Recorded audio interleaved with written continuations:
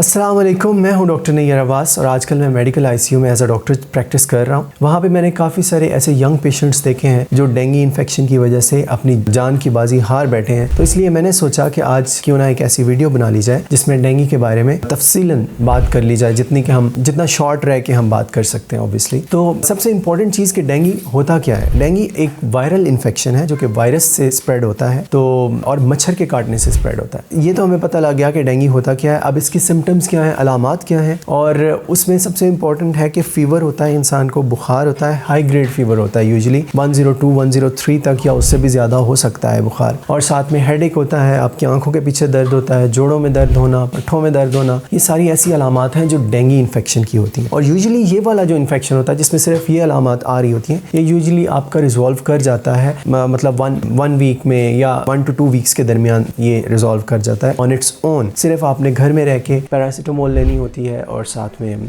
Obviously hydrate रखना होता है, अपने आप को पानी ज़्यादा से ज़्यादा पीना होता है। उसके बाद जो नेक्स्ट स्टेज है डेंगू इन्फेक्शन की, उसको कहते हैं हम डेंगू हेमरेजिक फीवर। अब वो हम इस तरह से डायग्नोज करते हैं कि जब डेंगू की वजह से जिस्म के हिस्सों में पानी या जमा होना शुरू हो जाता है, जैसे पेट में पानी जमा होना शुरू हो जाए या फिर आपके फेफड़ों में पानी जमा होना शुरू हो जाए, तो उसको हम डेंगू हेमरेजिक फीवर कहते हैं। ये जो स्टेज है ये थोड़ी सी ज़्यादा डेंजरस है ऑब्वियसली सिंपल डेंगू फीवर से। तो इसमें हम यूजुअली पेशेंट को एडमिट कर लेते हैं और हम एडमिशन में ये भी देखते हैं कि अगर उसके स्पेशल काइंड ऑफ सेल्स जो हैं जिनके ऊपर डेंगू का वायरस अटैक करता है उनको प्लेटलेट्स कहते हैं। और ये प्लेटलेट्स जो है इनका काम होता है कि उन्हें खून को जमाना होता है। तो जब इनके ऊपर डेंगू वायरस अटैक करेगा तो ऑब्वियसली खून नहीं जमेगा, जिसकी वजह से खून जो है वो खून की नालियों से लीक होकर जिस्म के दूसरे हिस्सों में एक्यूमुलेट होना शुरू हो जाता है। और जब ये एक्यूमुलेट होता है या जमा होता है तो उस स्टेज को हम कहते हैं डेंगू हेमरेजिक फीवर। और जब ये जिस्म के बाकी हिस्सों में खून जमा हो जाता है तो फिर ऑब्वियसली जिन ऑर्गन्स को खून की जरूरत होती है उन तक खून की सही से सप्लाई नहीं हो पा रही होती। तो जब इस स्टेज पे इन्फेक्शन चला जाता है तो उसको हम डेंगू शॉक सिंड्रोम कहते हैं कि इंसान की बॉडी जो है वो शॉक में चली जाती है, उसका ब्लड प्रेशर नहीं आ रहा होता, उसका जो है ज़्यादा सांस का मसला होना शुरू हो जाता है और गुर्दों तक ब्लड नहीं पहुंच पा रहा होता, तो गुर्दे डैमेज होना शुरू हो जाते हैं, जिसकी वजह से आपके पेशाब बनना जो है वो बंद हो जाता है। ये बहुत ही dangerous stage of dengue infection है और अगर ये हो जाए तो 40% चांस होता है कि इंसान जो है वो जिंदा नहीं रह सकेगा या इंसान की मौत वाक़या हो सकती है।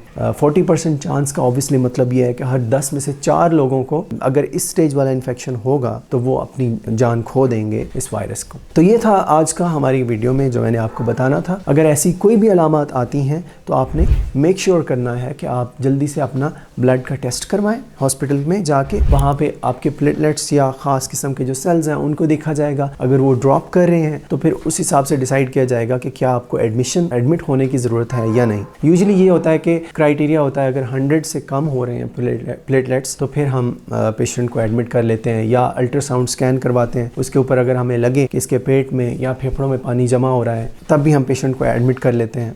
और इससे हमने बचना कैसे है ये भी एक इम्पॉर्टेंट एस्पेक्ट है। आपने घरों को साफ़ रखना है, वहाँ पे पानी जमा नहीं होने देना। इसके अलावा मस्कीटो नेट्स का इस्तेमाल करना है, लोशन जो होते हैं मस्कीटो रिपेलेंट्स उनका इस्तेमाल करना है। आप घर में स्प्रेज का इस्तेमाल कर सकते हैं। तो ऑब्वियसली मच्छरों से बचना है, मच्छरों से बचेंगे तो डेंगू से महफूज रहेंगे। Thank you so much for your time.